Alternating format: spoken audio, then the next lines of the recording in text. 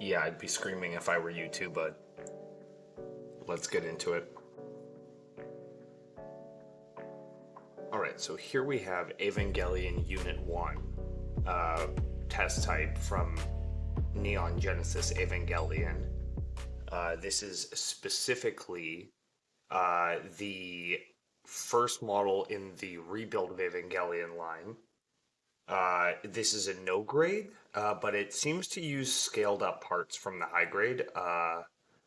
It's fairly big model size comparatively to a master grade Gundam here. I'll just leave you in the back there. So I've only been into Gundam and model building for about 3 years, but if you know me personally or if you've known me online, I've been an Evangelion fan for, God, 15, 16 years now, maybe. Uh, Evangelion is a series really close to my heart. If you picked up in any of my videos, I have a Lance of Longinus tattoo on my arm. Since I'm an old head fan, I call it the Lance of Longinus. I do not fall for the Spear of Longinus propaganda in the new movies, the new translations. Anyways, so starting with a little bit about the model, I got this at like a walkthrough mall shop that has Gundams downtown in Winnipeg.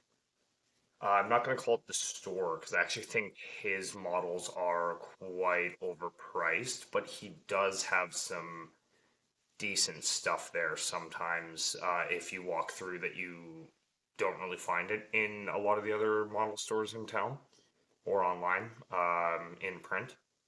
And this one I hadn't seen. I mostly bought for the box art because I hang up my box art and I don't have an Evangelion model. I'm not really interested in real grade Evangelion. I don't like real grades that much. The complexity of them for their size doesn't really interest me, plus the over designed look.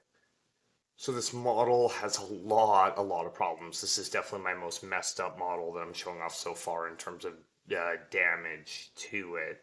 I've only had this model about a year, but I was gonna really make this a long project, and then I just really did not end up loving this model in the way I was hoping. So it kind of just became an Evangelion I can look at on my shelf, which works for me. The thing with Evangelion is that they're humanoids, technically giant humanoids covered in armor.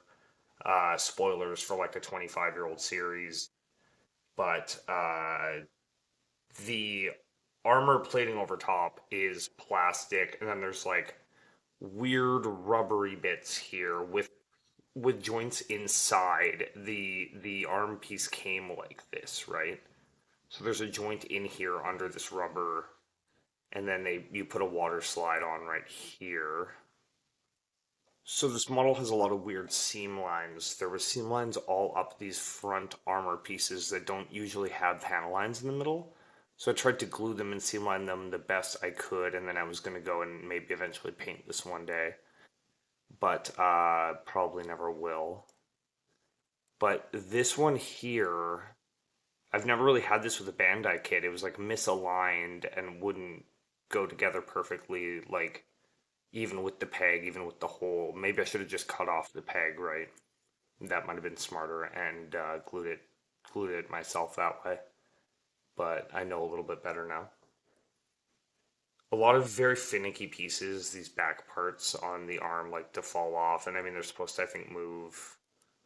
Um, this is supposed to open up, and there's supposed to be a knife in here, but I never built the knife. I cut the knife as an extra part.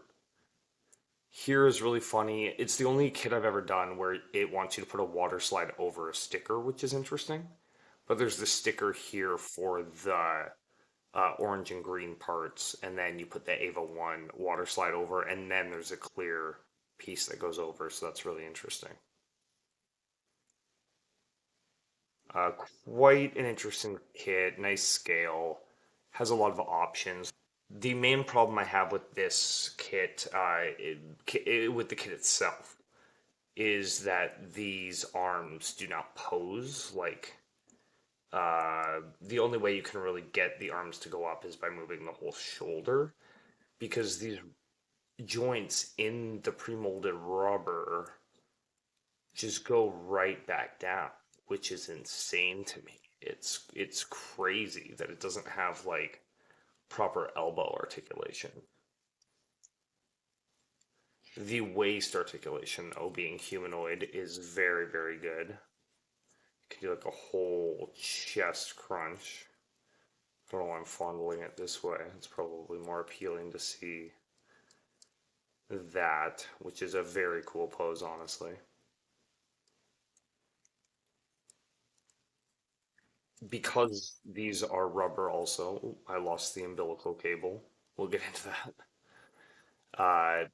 It's like a ball in a socket, but it's into this rubber pre-molded piece, no polycap or anything, so any sort of real movement just brings that out, like right out of there. So not a lot of posability there. The hands are very odd in that you put these little pieces on separately. The hands actually require glue, weirdly enough. A few pieces do require glue, and this was a very bad glue job.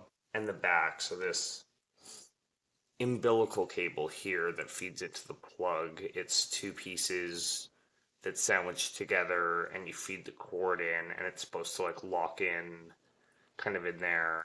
But this is broken on me, so that's what it is. This cockpit does open, and there's a entry plug that can come out. Um, so that's the model itself, but let's actually get up into the checkup and diagnosis because this is really rough here. So obviously the glue all up the front of the torso is rough. The panel lining was interesting, but this was, I try to experiment something on every kit. So for this one, I wanted to try something different. I've seen people paint on the runners before, but I wanted to try to top coat the pieces on the runners and give different effects to the different colored pieces. So the green is gloss, which came out very well and glossy. The purple I used, I believe, just a matte, and that kind of came out okay, but I might have needed to use more. But it's certainly madder than the gloss. The black part's where the problem is. I used a Krylon spray, which I've used, interestingly enough, this is a matte coated Krylon Gundam, and I actually really like the matte finish Krylon spray for the money's worth, and you can get it at like any craft store. Gives really good, sort of a retro matte finish compared to like a Mr. Hobby lacquer finish. The problem is this satin top coat here. So this satin top coat I used on the black pieces, and this is like rubber, right? And I'd never really considered that the dries in minutes wouldn't really happen for a non-porous material like that, or a I don't know, just a material that doesn't react to that. So a day later, I still was touching it and getting fingerprints. Even now, it just feels gooey and weird. It became a dust magnet instantly. So like this whole thing is just like crazy. There's hairs in here. And then I did leave this out, and the cat has gotten this a few times. So there's like a bunch of bullet holes and stuff up here. But yeah, and the jaw on this breaks really easily. So this has an opening and closing mouth, as the Evangelion does. But yeah, this one, the jaw's like a very tiny hinge in there, and you can see it's broken. Well, it does let me kind of hang it open more than it should, but it is very scary to play with. The horn broke as well quite easily, as well as the entry plug breaking very easily. But yeah, I'm so my problem too with this satin finish here is I've used it on other pieces that, did dry properly, and maybe I'm blind, but like it's kind of just a different sort of matte. If anyone has like a really good application for satin finish or like a reason for it, I kind of just keep it around if I need an extra top coat, but I haven't used it much at all. Um, Although maybe I'll find a use for it pretty soon. But yeah, the idea of a satin finish I thought might be interesting on the black pieces here, and it really did not work out at all. But that's that. So just wrapping it up with a little anecdote here as well, because Evangelion is really important to me. Um, so much so that I remember even in high school, I actually wrote a report on Evangelion, and a friend who had recently told me he was interested in Evangelion after the I presented the report told me he no longer desired to watch Evangelion. And that was that point in high school where you start to realize that you're not gonna be friends with these people forever. On a more serious note, I know like my mom watches these videos, and maybe some Gundam people who haven't seen Evangelion watch this. I'm sure those people exist. To me, Evangelion has always been the more popular series. Like Steven Spielberg likes it, and Robin Williams liked it, things like that. So it's sort of a biblical apocalypse happens, and angels come to Earth, and Japan deals with it in kind of their old-fashioned way of militarizing and making big robots and fighting against the angels and getting 14-year-old kids to do it for them, fighting the robots, that is.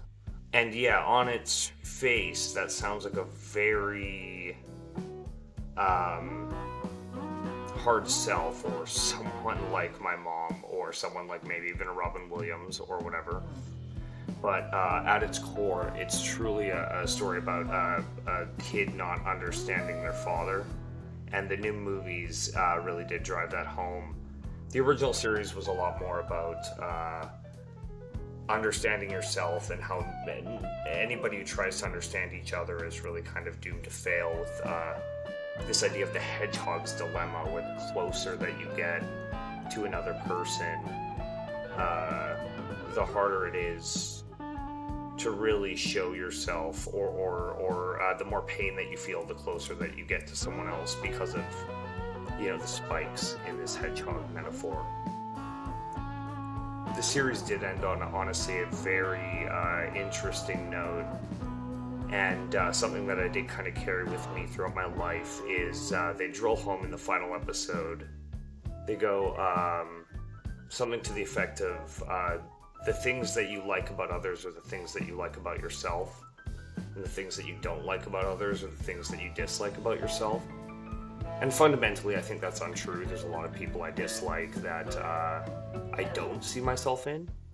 But I think just kind of internalizing that as I watched this show like 16 times as an impressionable high schooler, it kind of really made me think that everyone has their own reasons to hate you. The same reasons that you have to hate others. And that honestly, all hate might just be misplaced insecurity as well, which is not actually always the case. There are valid reasons and places to actually put your hatred if you choose to live with those sort of feelings. But it's honestly better not to. And then the newer movies were much more about understanding between a father and a son, really at the end of the day, as well as kind of coming to terms with what the series had become. At that point, making more than Star Wars in Japan, so a very big series.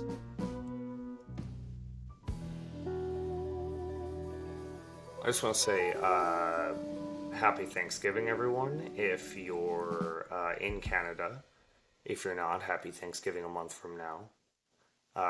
Kind of Halloween-oriented content coming up. Gundam related, but and modeling related.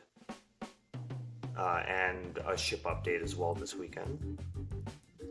But yeah, watch Evangelion if you haven't. Don't buy this model. I would say buy probably a non-Bandai Evangelion model. Evangelion is so popular that there has to be like really good ones out there that are TV accurate, rebuild accurate, insane like Chinese reimaginings, things like that. So find a different Evangelion model. But this guy's pretty decent. I'll say I'm sorry if there's a bit of post-processing on this video. I tried a lot of lighting tricks and changing up my color temperature and everything, but this guy's really hard to capture his purple color. I don't know if there's something just about like capturing purple on film. I mean it's probably more delicate the way light bounces off of it. But these are the sort of things that I'm starting to consider. So yeah, I might have to saturate this a little bit, even though I tried to find the right color temperature. But yeah. Thanks everyone for watching. Thanks Evangelion for existing. And take care.